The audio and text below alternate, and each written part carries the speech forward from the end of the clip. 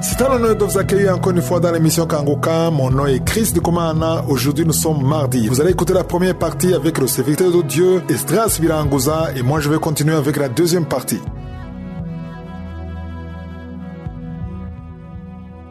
Shalom. Comme vous le savez, les mardis, c'est le jour d'encouragement. Et je voudrais encourager ceux qui traversent une période difficile, qui ont perdu espoir et qui ne parviennent plus à entrevoir leur avenir. Il arrive qu'on perde espoir, que la vie soit pleine d'amertume alors qu'on est sauvé. Il est malheureux de voir une personne qui croit en Dieu, mais qui perd espoir à cause des problèmes qu'elle traverse. J'aimerais rappeler à tous ceux qui pleurent, à tous ceux qui sont désespérés, qu'au ciel, il y a un Dieu, un Père aimant, qui a donné son Fils Jésus-Christ sur la terre pour mourir pour toi et moi. Lisons dans Romains chapitre 8, verset 32. Il est écrit: lui qui n'a point épargné son propre Fils, mais qui l'a livré pour nous tous, comment ne vous donnera-t-il pas aussi toutes ces choses avec lui? J'aime bien comment c'est écrit, il n'a pas épargné son propre Fils. Donc si je reformule, je dirais que Dieu t'a tellement aimé qu'il t'a donné ce qu'il avait de plus précieux, c'est-à-dire son Fils unique. Les parents qui ont un seul enfant font tout pour que leur enfant unique se porte bien, pour qu'il ne manque de rien. Ils font tout leur possible pour le protéger. Mettons de côté maintenant la notion de fils unique et regardons simplement ce qu'une personne considère comme précieux dans sa vie. Il y a des gens qui ont du mal à prêter, non pas donner, mais prêter leur téléphone. D'autres ont du mal à prêter leur maison, leur voiture. Donc les êtres humains ont du mal à prêter ce qu'ils considèrent comme précieux dans leur vie.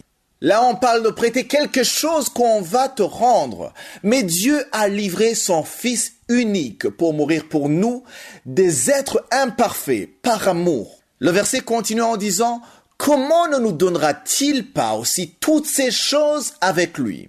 Toi qui es en train de souffrir aujourd'hui, tu en arrives à un point où tu vas perdre la foi, tu doutes sur certaines choses, tu es fatigué, peut-être avec raison à cause de la situation que tu es en train de vivre, mais Dieu veut te rappeler ceci. Lui qui n'a pas épargné son Fils Jésus-Christ, lui qui a livré son Fils unique, comment est-ce qu'il ne te donnerait pas toutes ces choses avec lui? En d'autres mots, qu'as-tu besoin de plus cher que le Seigneur Jésus-Christ? Qu'as-tu perdu qui ait plus de valeur que Jésus-Christ?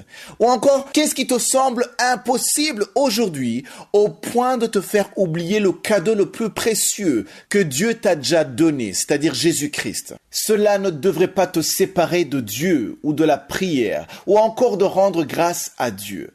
Je ne dis pas que c'est facile, pas du tout, mais sache que Dieu sait ce que tu es en train de vivre et il t'aime. Dieu veut te faire du bien. C'est vrai que tu peux passer par les problèmes et que tu ne comprends pas pourquoi c'est en train de t'arriver. Pourquoi ça ne marche pas dans ton couple, dans ton mariage.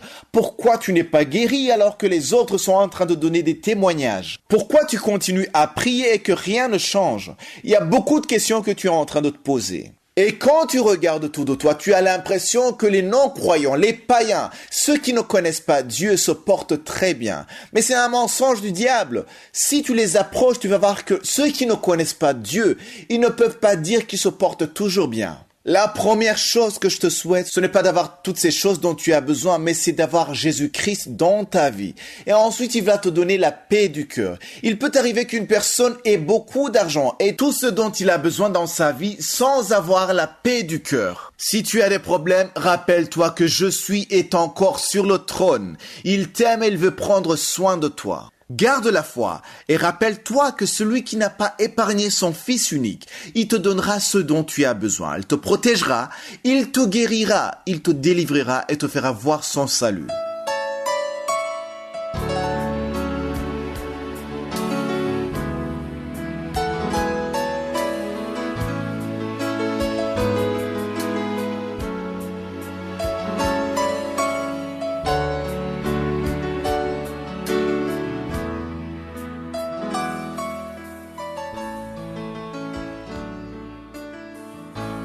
Nous sommes maintenant dans la deuxième partie, c'est-à-dire la partie de l'enseignement. Nous continuons avec le livre de Tite, c'est-à-dire la lettre que Paul a écrite à Tite.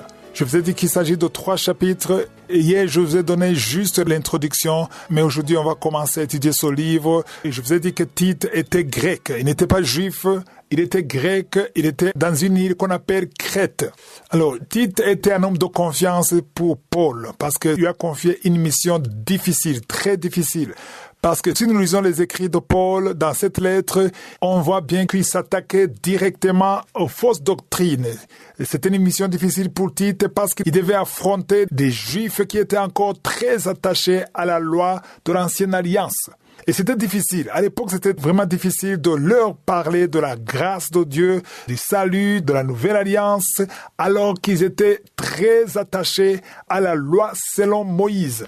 Nous savons que Jésus a dit qu'il n'est pas venu détruire la loi, mais il est venu accomplir la loi. Par exemple, pour être sauvé, il fallait être circoncis. Pour avoir l'alliance avec Dieu, il fallait être circoncis. Mais dans la nouvelle alliance, la circoncision, j'ai déjà dit ça dans plusieurs enseignements, la circoncision n'est plus au niveau de la chair, mais la circoncision, c'est au niveau du cœur. On est circoncis dans le cœur.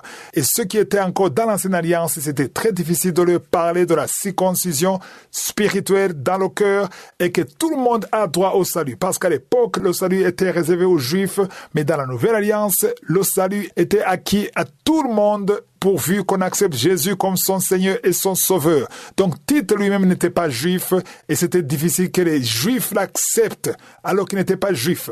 Vous vous souvenez que même Timothée, pour qu'il soit accepté, il fallait qu'il soit circoncis. C'est Paul lui-même qui l'a circoncis. Mais ici, Tite était grec. Dans Galates 2, verset 3, on voit bien que Paul précise que Tite était grec, mais il n'a pas été contraint à se faire circoncire. C'était une exception. Mais Timothée, il était obligé de se faire circoncire pour qu'il soit accepté. Alors, comme je vous l'ai dit hier, il y aura des choses qu'on dira, des fausses doctrines qu'on verra, des hommes qui se comportent d'une certaine façon, et parfois tu peux découvrir que ton pasteur fait partie de ces hommes. Et je vous ai dit que cet enseignement, ce n'est pas pour juger ou accuser les serviteurs de Dieu, mais c'est plutôt pour prier pour eux.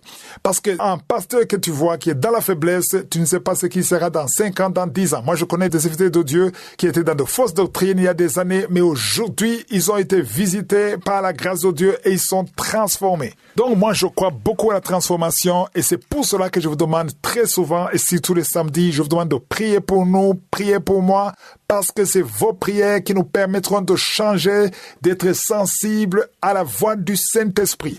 Donc, le premier verset, comme je vous l'ai dit, du premier verset au 4e verset, on voit les salutations de Paul et sa mission. Au verset 4, il dit « À Tite, mon enfant légitime, à notre commune foi ». Alors ici, c'est de la même façon qu'il parlait de Timothée. Il dit « Mon enfant légitime, mon fils ».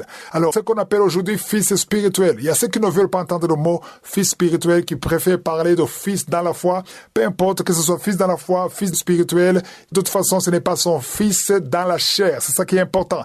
C'est quelqu'un qui l'a élevé dans la foi, dans la parole de Dieu, dans l'esprit. C'est lui qui l'éduquait, comme on éduque son enfant. Paul éduquait Tite. Donc, c'est lui qui le guidait comme un père dans la foi ou un père spirituel. Et au verset 5, il dit « Je t'ai laissé en Crète, afin que tu mettes en ordre ce qui reste à régler. » Et que, selon mes instructions, tu établisses des anciens dans chaque ville. C'était pas facile. Donc, il fallait que Tite établisse les anciens. Alors, ici, je dois préciser le mot ancien.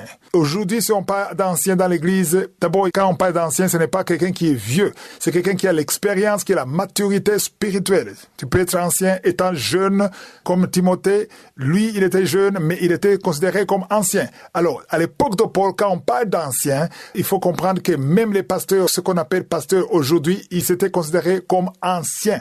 Être ancien, c'est un ministère pastoral. Même aujourd'hui, tous ceux qu'on appelle pasteurs sont aussi des anciens. Alors, aujourd'hui, il y a la différence entre pasteur et ancien, mais à l'époque de Paul, quand il écrivait la lettre, ancien et pasteur, ils avaient la même mission. Tous les pasteurs que tu connais aujourd'hui, bibliquement parlant, selon les écrits de Paul, sont considérés comme anciens. Même les évêques, les apôtres sont des anciens selon les lettres de Paul. Si je suis le vœu, demain je vais revenir. Passez une excellente journée.